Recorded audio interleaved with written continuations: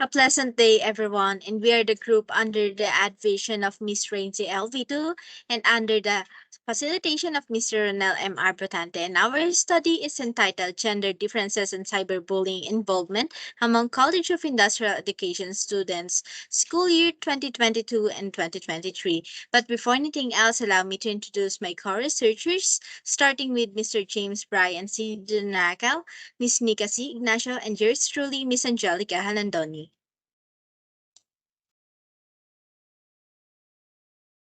The use of technology to enhance our interhuman communication and the various facets of our environment is one prominent example. We can now email, blog, instant message, make websites, participate in chat rooms, and many other things because of the internet. Most of these developments have been beneficial and have made it simpler for people to communicate with one another. But technology has also had detrimental consequences, particularly for young people, according to Adnan 2017. The use of digital platforms by students has increased during the COVID-19 pandemic. They use the internet for educational purposes as well as for personal use. Most students have used social media to communicate their feelings. However, they are more prone to engage in cyberbullying or become one of its victims since they are utilizing it for different purposes. What has become clear is that when it comes to online bullying, gender plays more complicated role, according to Smith 2019. In fact, there is some evidence that there are gender differences in the way young people use the internet and ultimately in the ways it is used to perpetrate cyberbullying, according to Foodie et al. 2019. Our SOP1 is what is the social demographic profile of the respondents in terms of gender, man, woman, lesbian, gay, transgender, others. SOP2, what is the respondent's level of involvement in cyberbullying as a cyber victim in terms of cyberverbal bullying, hiding identity, cyber forgery, and SOP3, what is the respondent's level of involvement in cyberbullying as a cyberbully in terms of cyberverbal bullying, hiding identity, cyber forgery. This study will utilize the quantitative research design, specifically the descriptive, since the purpose of the study is to determine gender differences and cyberbullying involvement among the College of Industrial Education students. Bachelor courses in College of Industrial Education will serve as the respondents for this study, and the study's target population is defined as all year levels and courses of college industrial education at the Technological University of the Philippines, Manila campus. The primary data collection tool for this study was the modified survey questionnaires. It has two components. The first, which are the comprises socio-demographic profile of the respondents, such as their gender, and in part two, the cyber victim and bullying scale, or the CVBS, developed by and validated by Satin et al. In 2011 to assess the cyberbullying involvement. The CVBS is a 22 identical items where students will answer it in two parallel form or perspective as a cyberbully and a cyber victim. Each item is on a 5-point Likert scale ranging from 5 as always, 4 for frequently, 3 for occasionally, 2 for rarely, and 1 for never. For the SOP1, the researchers use the frequency and percentage. So the researchers use this method to compute the socio-demographic profile of the respondents, which can help the researchers to know the count or percentage of the respondents based on their gender. Then for SOP2, the researchers use the weighted mean and standard deviation. For the weighted mean, this returns the average of each variable, which can be used to compare several sets of data. And for the standard deviation, this will help the researchers to identify data variability in the responses of the respondents.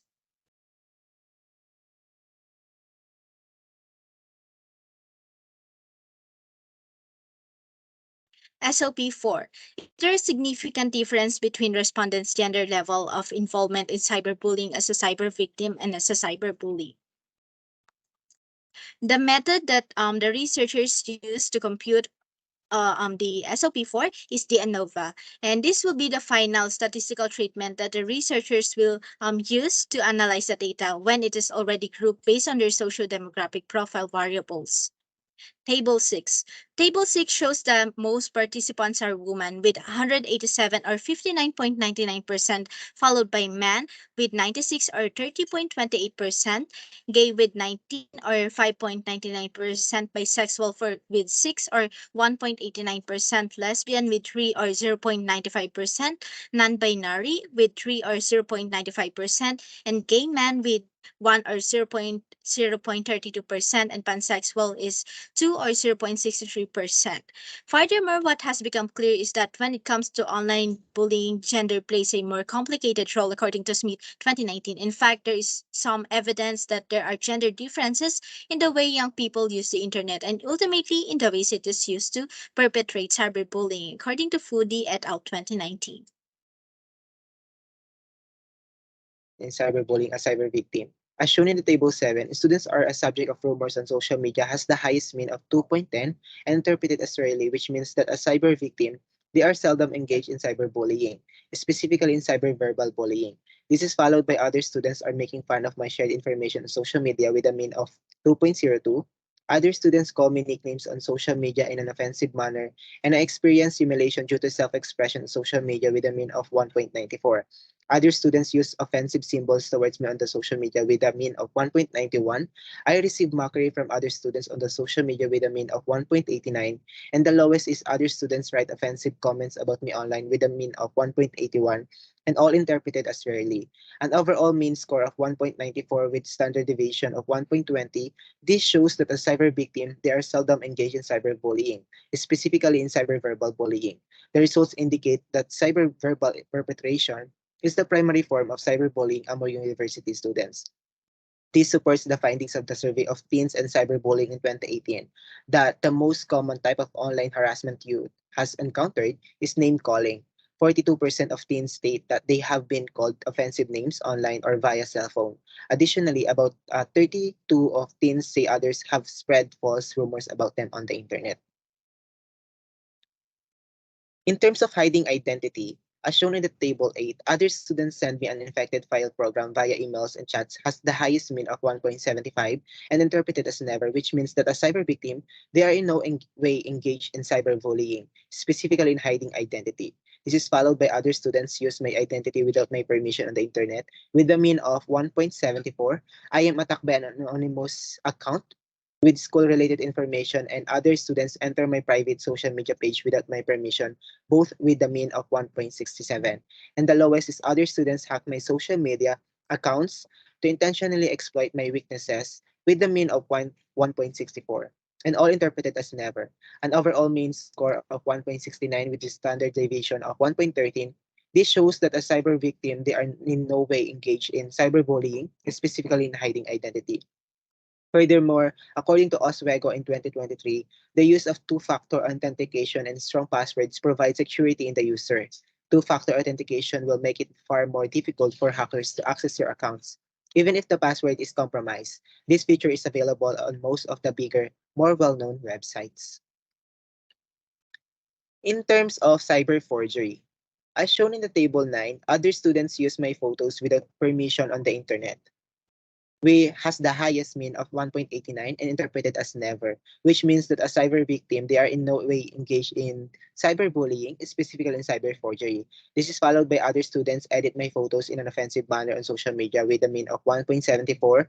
Other students send me abusive and insulting language in emails and chats with a mean of 1.67. Other students use my shared videos against me with a mean of 1.64. Other students send me sexual symbols while chatting online with a mean of 1.58. Other students use social media as a propaganda tool against me for their own benefit with a mean of 1.57. Other students use social media as slandering channel toward me, and other students use the internet for a fraudulent act toward me, both with a mean of 1.56. I am forced by another student to talk about sexual issues on social media with a mean of 1.54, and the lowest is I am forced by other students in sharing images with sexual content on the internet with the mean of 1.52, and all interpreted as never. An overall mean of score of 1.63 with a standard deviation of 1.12. This shows that a cyber victim, they are in no way engaged in cyberbullying, specifically in cyber forgery. This result supports the study of Batnagar in 2020. The students did set their social media accounts to private using the primary settings because they were aware of the risks associated with utilizing social media and could give examples of past incidents such as account compromise and identity theft. Additionally, a knowledge gap in students' understanding of the significance of taking responsibility for controlling their own social media account activity was found as a result of this study. For the result and interpretation of data under level of involvement in cyberbullying as a cyberbully in terms of cyberverbal bullying, as shown in the table 10, make fun of other students' shared information on social media has the highest mean of 1.57 interpreted as never, which means that as cyberbully, they are in no way engaged in cyberbullying, specifically in cyberverbal bullying. This is followed by I make nicknames for other students on social media with an offensive manner with a mean of 1.54. I take part in creating rumors on social media about another students with a mean of 1.48. I use offensive symbols to attack another students on social media and I mock other students on social media both with the mean of 1.46. I use humiliating expressions against another students on social media with a mean of 1.45. And the lowest is I write offensive comments about another students online with a mean of 1.44. And all interpreted as never. An overall mean score of 1.49 with the standard deviation of 0.96. This shows that as a cyberbully, they are in no way engaged in cyberbullying, specifically in cyberverbal bullying. In terms of hiding identity, as shown in the table, students enter the student's private page without their permission on the internet has the highest mean of 1.46 and interpreted as never, which means that a cyberbully and they are in no way engaged in cyberbullying, specifically in hiding identity. This followed by I hide my identity to attack another students with school-related information online with a mean of 1.45. I use other students' identities without their permission on the internet with a mean of 1.44. I engage myself in hacking other students' social media account to intentionally exploit their weaknesses with a mean of 1.42. And the lowest is I send infected file program via email and chat to another students with a mean of 1.41 and all interpreted as never. An overall mean score of 1.44 with a standard deviation of 0.95. This shows that a cyber victim, they are in no way engaged in cyberbullying, specifically in hiding identity. In terms of cyber forgery, as shown in the tables 12, students share other students' photo without their permission online has the highest mean of 1.51, interpreted as never, which means that as cyberbully, they are in no way engaged in cyberbullying, specifically in cyber forgery. This is followed by I am involved in editing photos of other students in an offensive manner with a mean of 1.45. I take part in sharing videos of other students against them, and I force other students to talk about sexual issues, and I force other students to sexual issue on the internet, both with a mean of 1.44. I use sexual symbols while chatting with other students online with a mean of 1.43. I send other students abusive and insulting language in emails and chats with a mean of 1.43. And the lowest are I force other students to share images with sexual content on social media. I use the social media as a slandering channel toward other students.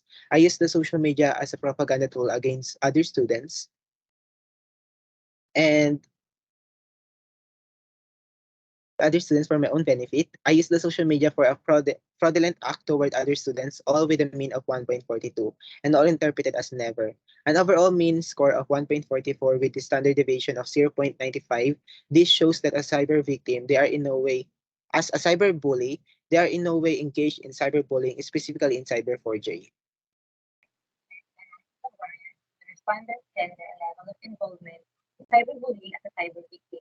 The data revealed that the significant value of cyber-verbal bullying, 0.330, hiding identity, 0.74, and cyber forgery, 0.427, all are above 0.05 level. Therefore, there is no significant difference between the respondent's gender and level of involvement in cyberbullying as a cyber victim. This implies that the respondent's gender does affect by their level of involvement in cyberbullying as a cyber victim.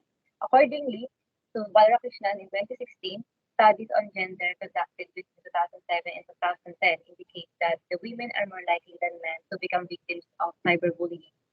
Also, considering this, Mishna in 2017 research concludes that women is more likely than men to utilize the internet for social activities that are vulnerable to cyberbullying. On YouTube, multiplayer, Xbox, and other online games, bullying of men is more prevalent. Additionally, the revelation that women are more likely than men to be victims of cyberbullying adds to the body of research concerning gender disparities in bullying literature. Variance the respondent's gender and level of involvement in cyberbullying as a cyberbully. The data reveals that the significant value of cyberverbal bullying 0.211, hiding identity 0.367, and cyber forgery 0.672 all are above 0.55 level. Therefore, there is no significant difference between the respondent's gender and level of involvement in cyberbullying as a cyberbully. This implies that the respondent's gender does affect the level of involvement in cyberbullying as a cyberbully. Gender identity has been researched as a marker of young children's and teenagers' psychosocial adjustment and well-being in peer groups, and it may be related to cyberbullying in several ways, according to Carver, Jr., and Perry in 2020. The engagement of adolescents in cyberbullying is so common and making it one of the many alarming problems in our modern society.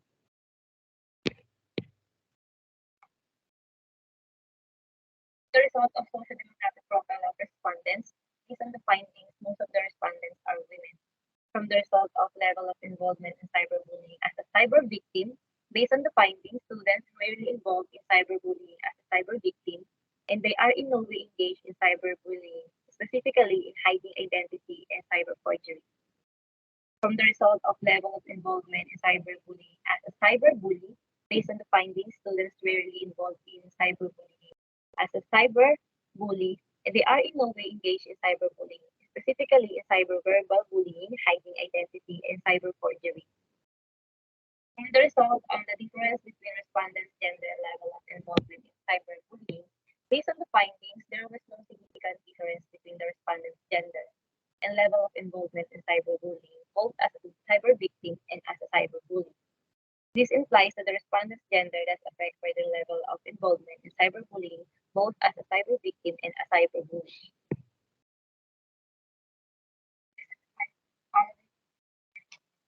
There is no significant difference between the respondent's gender and level of involvement in cyberbullying as a cyberbully and as a cyber victim. This resulted to the rejection of the null hypothesis.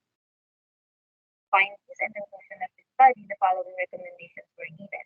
Granted that the result of the respondent's gender and level of involvement in cyberbullying must further verify the areas that become challenges to students in their involvement in cyberbullying towards safe internet usage. A replicate study can be performed by future researchers on a specific colleges, course, and or specialization to further verify the results of respondents' gender and level of involvement in cyberbullying in practice of safe internet usage. The proposed safe internet usage for student advocacy program may be implemented in the future. The future researchers can conduct a replication study with an expounded gender using SOGI as their respondent.